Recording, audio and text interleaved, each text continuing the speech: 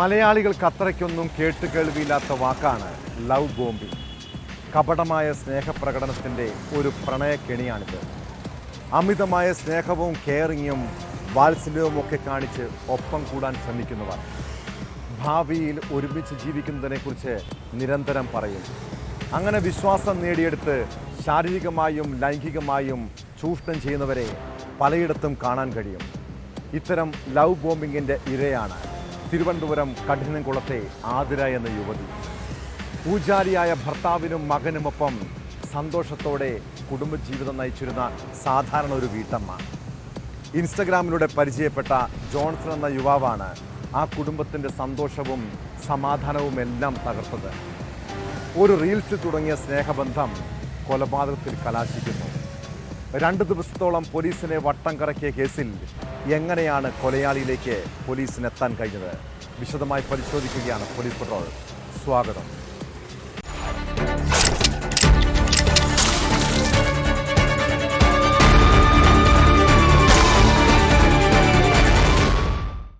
ഒരു റീൽസിൽ തുടങ്ങിയ സൗഹൃദം പിന്നീട് അവിശുദ്ധ ബന്ധമായി വളരുന്നു.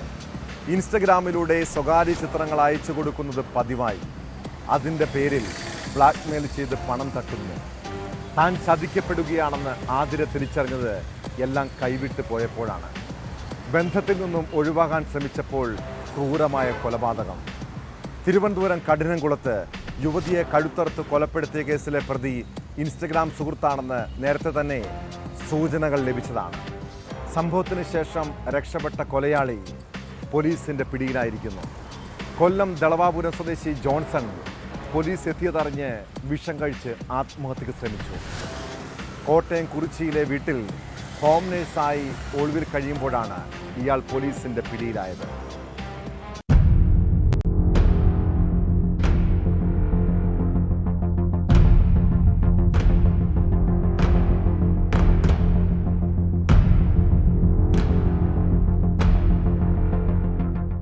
ജോൺസൺ ഒളിവിൽ കഴിയുന്നുവെന്ന രഹസ്യവിവരത്തെ തുടർന്നായിരുന്നു ചിങ്ങവനം പോലീസിന്റെ പരിശോധന. ഹോം നഴ്സായി ജോലിയിൽ പ്രവേശിച്ച ഇവിടെ പോലീസ് എത്തിയെങ്കിലും പ്രതിയെ കണ്ടെത്തിയിരുന്നില്ല. തുടർന്ന് കുറിച്ചി പഞ്ചായത്ത് ഓഫീസിന് സമീപം റോഡിലൂടെ നടന്നു വരികയായിരുന്ന പ്രതിയെ പോലീസ് കസ്റ്റഡിയിലെടുക്കുകയായിരുന്നു. വിഷം കഴിച്ചതായി ഇയാൾ പോലീസിനോട് വെളിപ്പെടുത്തി. തുടർന്ന് പോലീസ് സംഘം ജോൺസനെ കോട്ടയം ജനറൽ ആശുപത്രിയിലും പിന്നീട് മെഡിക്കൽ കോളേജ് ആശുപത്രിയിലും പ്രവേശിപ്പിച്ചു. പ്രതി കുറ്റസമ്മതം നടത്തിയതായാണ് പോലീസ് നൽകുന്ന വിവരം.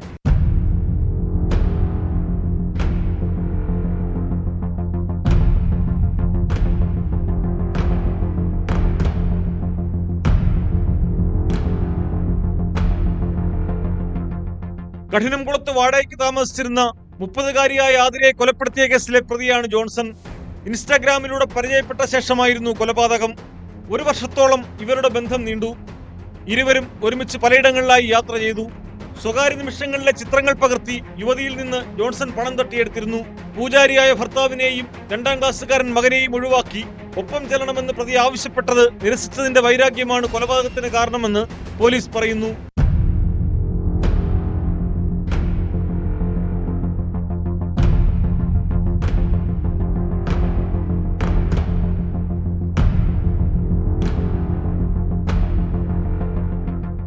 ചൊവ്വാഴ്ച ഉച്ചയോടെയാണ് ആതിരയെ കുത്തേറ്റ് മരിച്ച നിലയിൽ കണ്ടെത്തിയത്. ഇതിന് 5 ദിവസം മുമ്പ് മുതൽ പെരുമാതുറയിലെ ലോഡ്ജിൽ മുറിയെടുത്ത് താമസിക്കുകയായിരുന്നു പ്രതി ജോൺസൺ. കൊലയ്ക്ക് ശേഷം ആതിരയുടെ സ്കൂട്ടറിലാണ് ഇയാൾ കടന്നു കളഞ്ഞത്. പിന്നീട് ചിറയൻകീഴ് റെയിൽവേ സ്റ്റേഷനിലെത്തിയ പ്രതി സ്കൂട്ടർ അവിടെ ഉപേക്ഷിച്ച് ട്രെയിനിൽ കയറി പോവുകയായിരുന്നു. കൊലപാതകത്തിന് 3 ദിവസം മുമ്പും ജോൺസൺ യുവതിയിൽ നിന്ന് 2500 രൂപ വാങ്ങിയിരുന്നു. സംഭവ ദിവസം പ്രതി കത്തിയുമായി പോകുന്നതിന്റെ ദൃശ്യവും പോലീസിന് ലഭിച്ചിരുന്നു. ഇൻസ്റ്റാഗ്രാമിൽ ജോൺസന് 10,000-ഓളം ഫോളോവേഴ്സ് ഉണ്ട്. ചെല്ലാനം സ്വദേശിനിയെ വിവാഹം കഴിച്ച് അവിടെ താമസിച്ചിരുന്ന ഇയാൾ 5 വർഷം മുമ്പ് വിവാഹമോചനം നേടിയിരുന്നു. ജന്മനാടായ ദളവാപുരത്ത് കള്ളൻ രാജു എന്ന വിളിപ്പേരുണ്ടായിരുന്ന ജോൺസൺ ചെല്ലാനത്തറിയപ്പെട്ടിരുന്നത് സൈക്കോ ഓഫ് സെപ്പ് എന്ന വട്ടപ്പേരിലാണ്. ജോൺസണിൽ നിന്ന് ഭീഷണിയുള്ളതായി ആതിര പറഞ്ഞിരുന്നതായാണ് ഭർത്താവ് പോലീസിന് നൽകിയ മൊഴി. ജോൺസന്റെ ക്രിമിനൽ പശ്ചാത്തലം സംബന്ധിച്ച് പോലീസ് കൂടുതൽ അന്വേഷണം നടത്തി വരികയാണ്.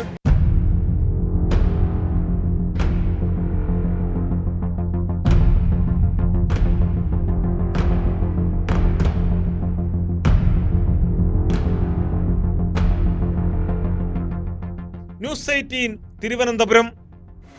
ഭാര്യയെ വെട്ടിക്കൊന്നു, ശരീരം നുറുക്കി കഷ്ണങ്ങളാക്കി. പിന്നീട് എല്ലും മാംസവും വേർതിരിച്ചു. എന്നിട്ടും തീർന്നില്ല പക. വെട്ടുനുറുക്കിയ ശരീരഭാഗങ്ങൾ പ്രഷർ കുക്കറിലിട്ട് വേവിച്ചു. ഭാര്യയോടുള്ള തീർത്താൽ തീരാത്ത പകയാണ് ഹൈദരാബാദ് സ്വദേശി ഗുരുമൂർത്തിയെ ക്രൂരമായ കൊലപാതകത്തിന് പ്രേരിപ്പിച്ചത്. 35-കാരിയായ വെങ്കിട്ട മാധവിയെ കൊലപ്പെടുത്തിയ കേസിൽ പോലീസിന്റെ ചോദ്യം ചെയ്യലിൽ അയാൾ എല്ലാം തുറന്നു സമ്മതിച്ചു. മുൻ സൈനികനായ ഗുരുമൂർത്തിയാണ് ഭാര്യയെ അതിക്രൂരമായി കൊലപ്പെടുത്തിയത്.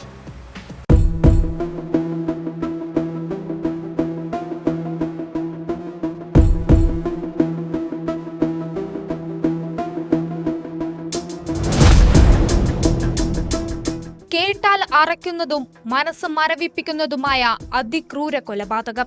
ആന്ധ്രയിലെ പ്രകാശം സ്വദേശി ഗുരുമൂർത്തി ഭാര്യ വെങ്കിട്ട് മാധവിയോട് ചെയ്തത് സമാനതകളില്ലാത്ത ക്രൂരത. ജില്ലേലഗുഡയിൽ താമസിക്കുന്ന അപ്പാർട്ട്മെന്റിന്റെ ശുചിമുറിയിൽ ഭാര്യയെ വെട്ടിക്കൊന്നു. ശരീരം നുറുക്കി കഷ്ണങ്ങളാക്കി. പിന്നീട് എല്ലും മാംസവും വേർതിരിച്ചു. എന്നിട്ടും തീർന്നില്ല പക. വെട്ടി നുറുക്കിയ ശരീരഭാഗങ്ങൾ പ്രഷർ കുക്കറിലിട്ട് വേവിച്ചു. ശേഷം പാക്കറ്റുകളിലാക്കി മീർപെട്ട് കായലിലേക്ക് വലിച്ചെറിഞ്ഞു. പോലീസിന്റെ വിശദമായ ചോദ്യം ചെയ്യലിലാണ് ക്രൂരതകൾ അക്കമിട്ട് നിരത്തി പ്രതിയുടെ കുറ്റസമ്മതം.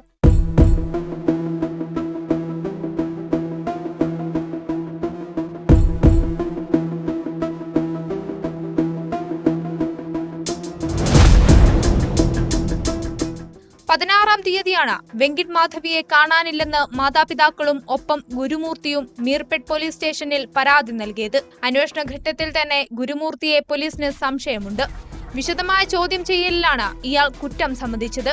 13 വർഷം മുൻപാണ് ഇരുവരും വിവാഹിതരാകുന്നത്. 2 മക്കളുമുണ്ട്. മുൻ സൈനികനായ ഗുരുമൂർത്തി നിലവിൽ കാഞ്ചൻബാഗിൽ സെക്യൂരിറ്റി ജീവനക്കാരനായി ജോലി ചെയ്തു വരികയാണ്. തെളിവുകൾ കണ്ടെത്താനുള്ള ശ്രമങ്ങളിലാണ് പോലീസ്.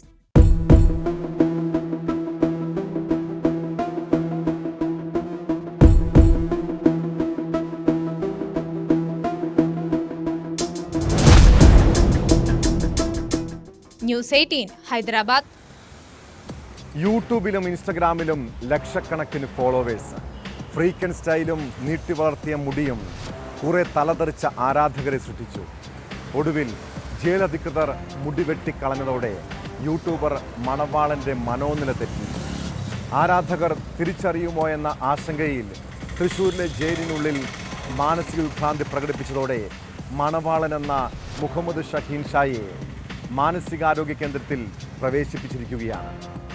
കഴിഞ്ഞ ദിവസം തൃശൂരിൽ വിദ്യാർത്ഥികളെ കാറിടിച്ച് കൊലപ്പെടുത്താൻ ശ്രമിച്ച കേസിൽ റിമാൻഡിൽ കഴിയുമ്പോഴാണ് ജയിലിൽ വെച്ച് മുടി മുറിച്ചത്. സമൂഹ മാധ്യമങ്ങളിൽ ഒരു സമാന്തര ലോകം സൃഷ്ടിക്കുന്ന ഇതുപോലുള്ള യൂട്യൂബർമാരെ നല്ല നടപ്പ് പഠിപ്പിക്കേണ്ടത് പോലീസിൻ്റെയും സമൂഹത്തിൻ്റെയും ഉത്തരവാദിത്തമാണ്.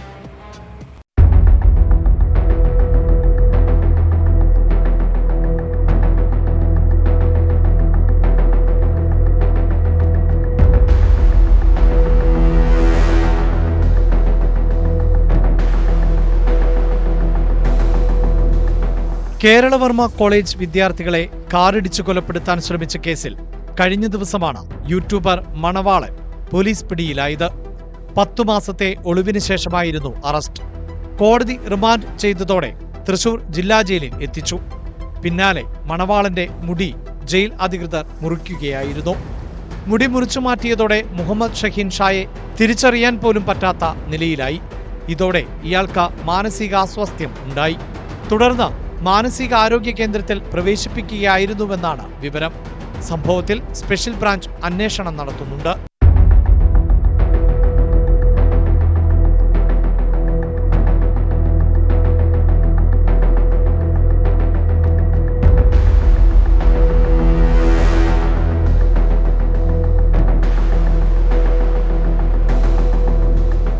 കഴിഞ്ഞ ഏപ്രിൽ 19 പൂരദിവസം രാത്രി മദ്യലഹരിയിൽ കേരളവർമ്മ കോളേജ് വിദ്യാർത്ഥികളെ കാറിടിച്ചു കൊല്ലാൻ ശ്രമിച്ച കേസിലാണ് 26-കാരൻ മുഹമ്മദ് ഷഹീൻ ഷായ്ക്ക് പിടിവീണത്. 10 മാസമായി ഒളിവിലായിരുന്ന പ്രതിയെ കുടകിൽ നിന്ന് തൃശൂർ വെസ്റ്റ് ഷാഡോ പോലീസ് സംഘം പിടികൂടുകയായിരുന്നു.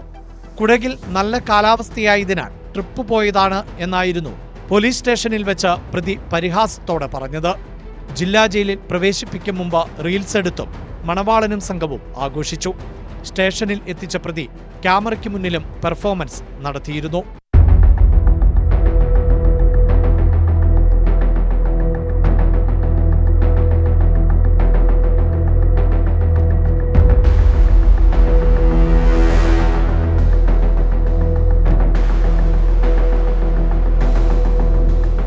ന്യൂസ് 18 തൃശൂർ.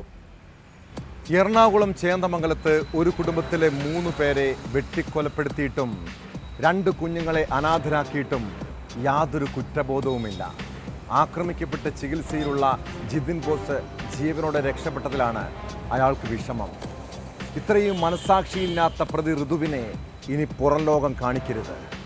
നാട്ടുകാരുടെ പ്രതിഷേധം കണക്കിലെടുത്ത് കനത്ത പോലീസ് സുരക്ഷയിൽ പ്രതിയെ തെളിവെടുപ്പിനെത്തിച്ചു. കൊലപാതകം നടന്ന വീട്ടിൽ പുലർച്ചെയാണ് പോലീസ് തെളിവെടുപ്പ് നടത്തിയത്. ഋതുവിന്റെ കസ്റ്റഡി കാലാവധി നാളെ അവസാനിക്കും.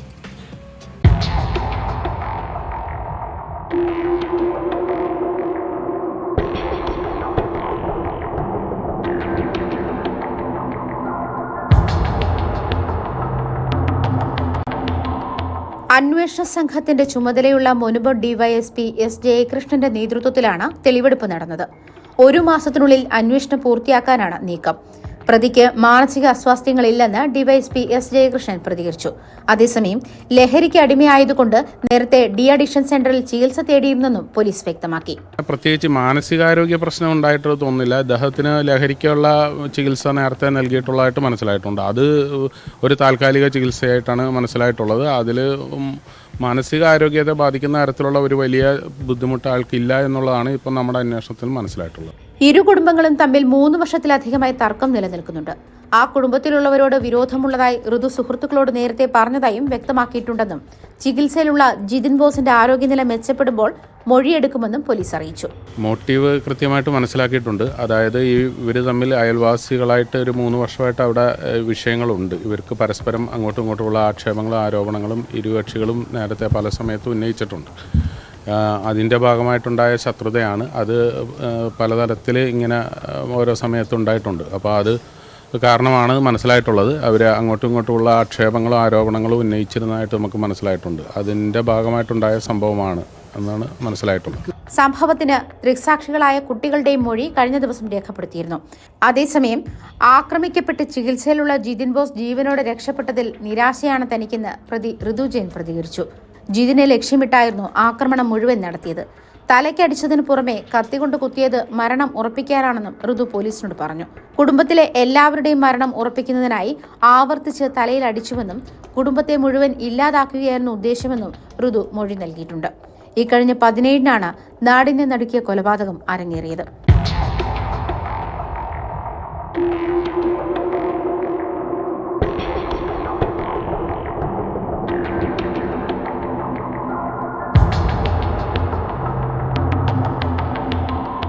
News 18 Kochi.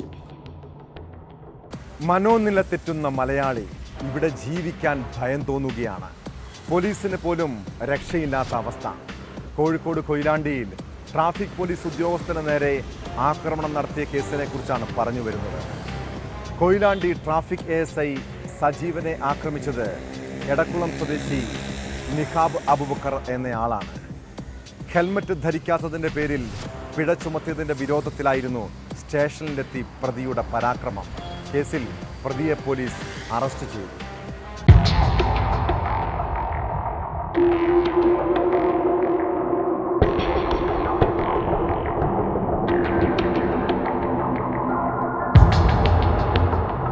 Koyilandy traffic ASI സജീവനാണ് മർദ്ദനമേറ്റത്. രാവിലെ 11 മണിയോടെയാണ് സംഭവം. എടക്കുളം സ്വദേശി നിഹാബ് അബൂബക്കർ എന്നയാളാണ് പോലീസിനെ ആക്രമിച്ചത്. ഇയാളെ പോലീസ് കസ്റ്റഡിയിലെടുത്തു. ആദ്യം സ്റ്റേഷനിലെത്തിയ നിഹാബ് പിഴ സംബന്ധിച്ച കാര്യങ്ങൾ സംസാരിച്ചു മടങ്ങിയ ശേഷം പിന്നീട് തിരിച്ചെത്തി മർദ്ദിക്കുകയായിരുന്നു. സംഭവത്തിൽ ASI സജീവന് പരിക്കേറ്റു. യൂണിഫോമിൽ പിടിച്ചു വലിക്കുകയും ചവിട്ടുകയും ചെയ്തതായും പോലീസ് പറയുന്നു. ASIയെ കൊയിലാണ്ടി താലൂക്ക് ആശുപത്രിയിൽ പ്രവേശിപ്പിച്ചു.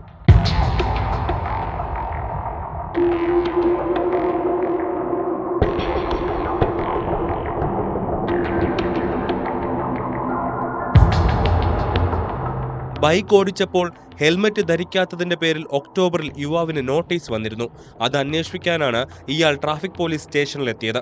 പിഴ അടയ്ക്കാനുള്ള സമയം കഴിഞ്ഞതിനാൽ നേരിട്ട് സ്റ്റേഷനിൽ അടയ്ക്കാൻ കഴിയില്ലെന്ന് അറിയിച്ചതോടെ നിഹാബ് ക്ഷുഭിതനായി അസഭ്യം പറഞ്ഞു. ASI സജീവൻ ഇത് ഫോണിൽ ചിത്രീകരിച്ചതോടെയാണ് ആക്രമിച്ചതെന്നാണ് വിവരം.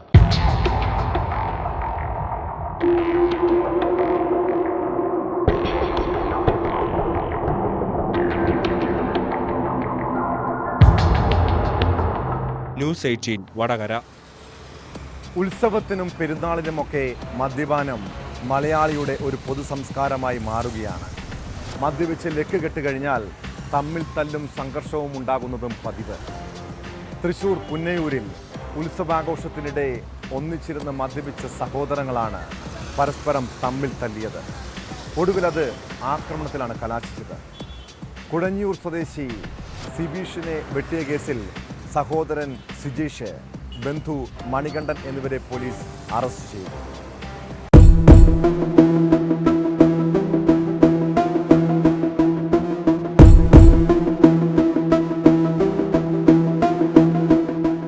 കഴിഞ്ഞ ദിവസമാണ് സംഭവം. പുറങ്ങിൽ ഉത്സവത്തിൽ കാളകളിക്കിടെ ഇവർ തമ്മിൽ വാക്കുതർക്കമുണ്ടായിരുന്നു. തുടർന്ന് മണികണ്ഠന്റെ വീട്ടിലെത്തിയ ഇവർ ഇതേ ചൊല്ലി വീണ്ടും തർക്കവും കയ്യാങ്കളിയുമുണ്ടായി. മണികണ്ഠനും സിജീഷും ചേർന്ന് സിബീഷിനെ ആക്രമിച്ചു. ഇതിനിടെ മണികണ്ഠൻ വെട്ടുകത്തി ഉപയോഗിച്ച് സിബീഷിനെ വെട്ടുകയായിരുന്നെന്ന് പോലീസ് പറഞ്ഞു. സിബീഷിന്റെ തലയ്ക്കാണ് പരിക്കേറ്റത്.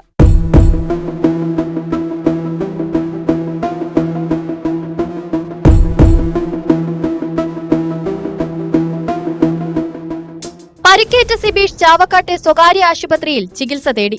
സിബീഷിന്റെ തലക്കേറ്റ മുറിവ് ആഴമേറിയതാണ്. 3 പേരും മദ്യലഹരിയിലായിരുന്നു. പ്രതികളെ സംഭവസ്ഥലത്ത് നിന്ന് തന്നെയാണ് പോലീസ് പിടികൂടിയത്. കോടതിയിൽ ഹാജരാക്കിയ പ്രതികളെ റിമാൻഡ് ചെയ്തു.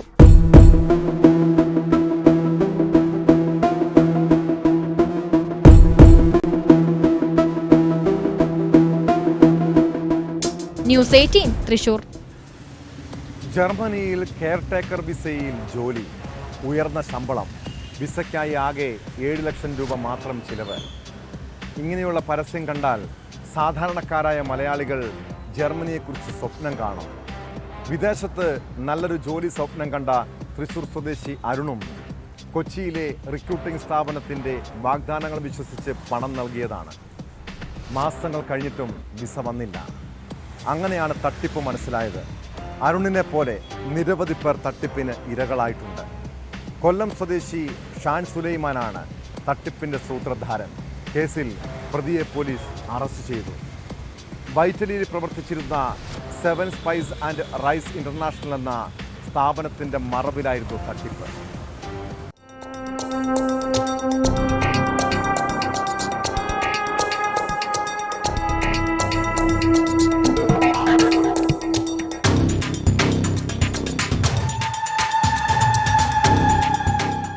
ജർമ്മനിയിൽ സൂപ്പർ മാർക്കറ്റിൽ ജോലി, അല്ലെങ്കിൽ ജർമ്മനിയിലെ തന്നെ സമ്പന്ന മലയാളി കുടുംബത്തിൽ കെയർടേക്കർ അവസരം.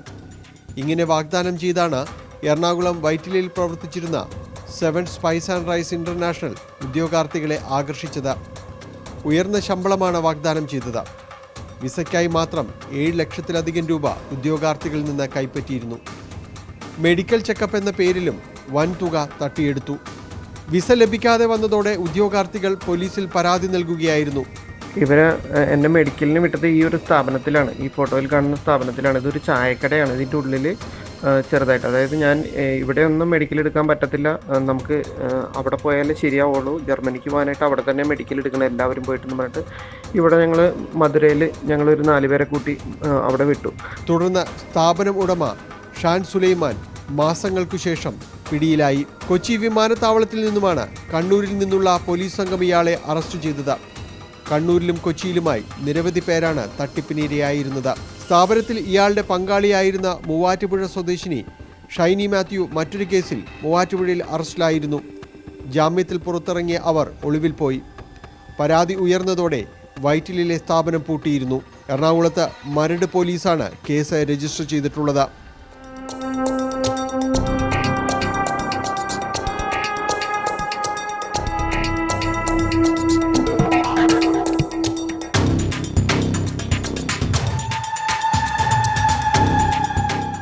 ന്യൂസ് 18 കൊച്ചി. ഉറ്റവരുടെ മരണം നമ്മളെയൊക്കെ ഏറെ സങ്കടപ്പെടുത്താറുണ്ടല്ലേ?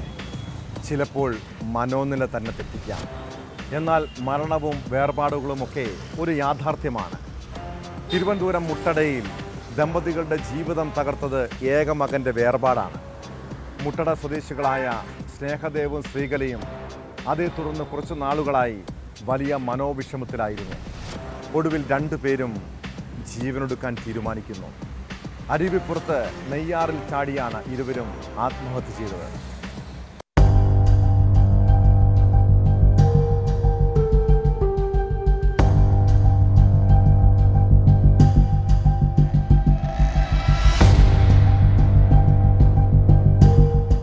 രാവിലെയാണ് നെയ്യാറ്റിങ്കര പാലിയവിളാകം കടവിൽ രണ്ടുപേരുടെ മൃതദേഹം കണ്ടെത്തിയത്. ഇരുവരുടെയും കൈകൾ കൂട്ടിക്കെട്ടിയ നിലയിലായിരുന്നു.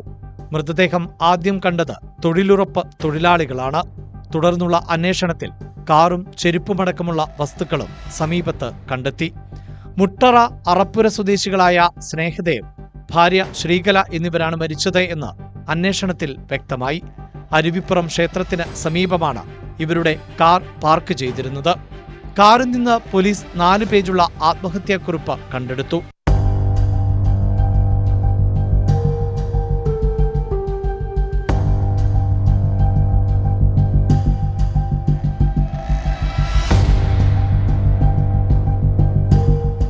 ഇവരുടെ ഏക മകനായിരുന്ന ശ്രീദേവ് കഴിഞ്ഞ വർഷം ഫെബ്രുവരിയിൽ ആണ് അപകടത്തിൽ മരിച്ചത്.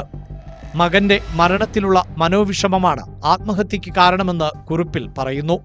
സ്വത്തുക്കളെല്ലാം ഒരു ട്രസ്റ്റ് രൂപീകരിച്ച് കൈമാറ്റം ചെയ്തതായും ദമ്പതിമാരുടെ ആത്മഹത്യാക്കുറിപ്പിലുണ്ട്. മൃതദേഹങ്ങൾ പോസ്റ്റ്മോർട്ടത്തിനായി ആശുപത്രിയിലേക്ക് മാറ്റി. സംഭവത്തിൽ പോലീസ് അന്വേഷണം തുടരുകയാണ്.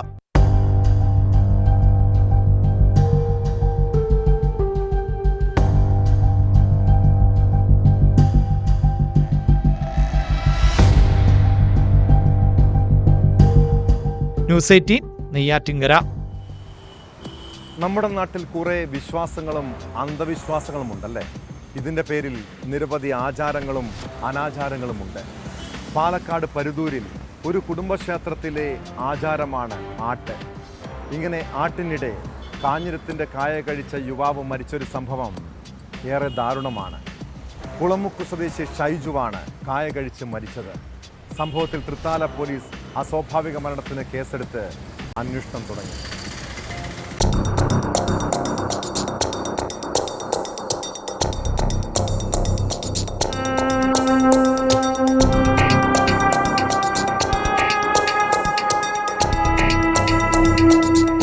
കുടുംബാംഗങ്ങൾ ചേർന്ന് വർഷം തോറും നടത്താറുള്ള ആട്ട് എന്ന ചടങ്ങിനിടെയാണ് ഷൈജു കാഞ്ഞിര കായകൾ കഴിച്ചത്.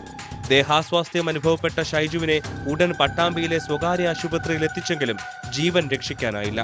500-ലേറെ കുടുംബാംഗങ്ങൾ ഒത്തുചേർന്നാണ് വർഷം തോറും ആട്ട് നടത്താറുള്ളത്. ഈ സമയം ആത്മാക്കളും ദൈവിക ശക്തികളും മറ്റും ശരീരത്തിൽ കയറുമെന്നാണ് ഇവരുടെ വിശ്വാസം. ഷൈജുവിന്റെ ദേഹത്തിൽ ഹനുമാൻ കയറിയതായാണ് കുടുംബം പറയുന്നത്. ഇങ്ങനെയുണ്ടായാൽ കായ്കനികളാണ് ഭക്ഷണമായി നൽകുക. ആചാരത്തിന്റെ ഭാഗമായി കാഞ്ഞിരക്കായയും കൂട്ടത്തിൽ വയ്ക്കാറുണ്ട്. വെളിച്ചപ്പാട് തുള്ളുന്നവർ ഇത് കടിച്ച ശേഷം തുപ്പിക്കളയുകയാണ് പതിവ്. എന്നാൽ 3 കാഞ്ഞിരക്കായകൾ കഴിച്ചതോടെ ഷൈജുവിന് ശാരീരിക ബുദ്ധിമുട്ട് അനുഭവപ്പെടുകയായിരുന്നു.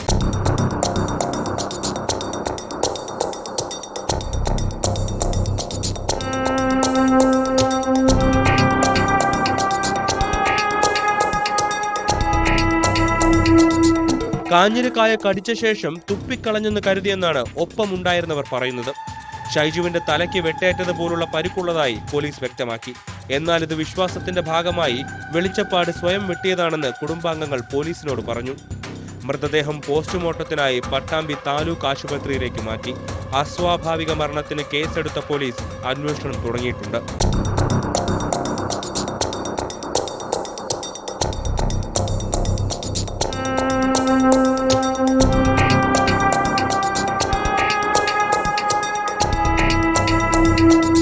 ന്യൂസ് 18 പട്ടാമ്പി. കോടതി അറസ്റ്റ് വാറന്റ് ഇറക്കിയ പ്രതിക്ക് ഒളിവിൽ കഴിയാൻ അവസരമൊരുക്കിയ കേസിൽ 2 പേർ പിടിയിൽ. ഇടുക്കി പഴമ്പിള്ളിച്ചാൽ സ്വദേശി ഷൈൻ, കണ്ണൂർ രാമമംഗലം സ്വദേശി ഹരീഷ് എന്നിവരാണ് അടിമാലി പോലീസിന്റെ പിടിയിലായത്. പരിശോധനയ്ക്കിടെ ഇവരുടെ പക്കൽ നിന്നും മ്ലാവിൻ്റെ ഇറച്ചിയും പോലീസ് കണ്ടെടുത്തു. വനംവകുപ്പ് ഉദ്യോഗസ്ഥരെ ആക്രമിക്കാൻ ശ്രമിച്ചതുമായി ബന്ധപ്പെട്ട കേസിലെ പ്രതിയെയാണ് ഇവർ ഒളിവിൽ കഴിയാൻ സഹായിച്ചത്.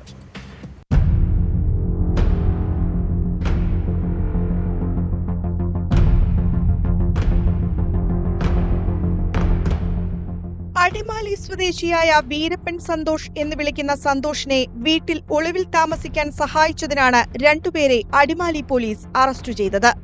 നിരവധി കേസുകളിൽ പ്രതിയായ സന്തോഷ് പോലീസിനെ കണ്ട് ഓടി രക്ഷപ്പെട്ടു.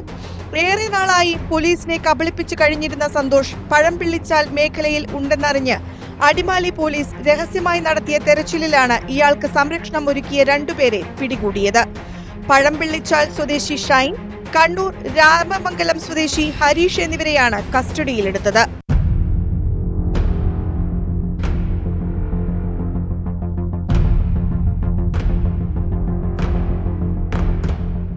തുടർന്ന് പോലീസ് നടത്തിയ പരിശോധനയിൽ വീടിന് പിൻഭാഗത്ത് നിന്ന് പാകം ചെയ്യാത്ത മ്ലാവിറച്ചിയും കണ്ടെടുത്തു. ഇറച്ചി വനംവകുപ്പിന് കൈമാറിയതായി പോലീസ് അറിയിച്ചു.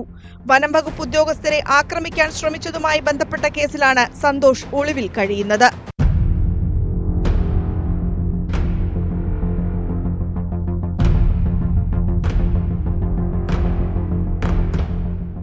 ന്യൂസ് 18 ഇടുക്കി. കുറ്റകൃത്യങ്ങളുടെ മറ്റു ചില വാർത്തകൾ ചുരുക്കത്തിൽ.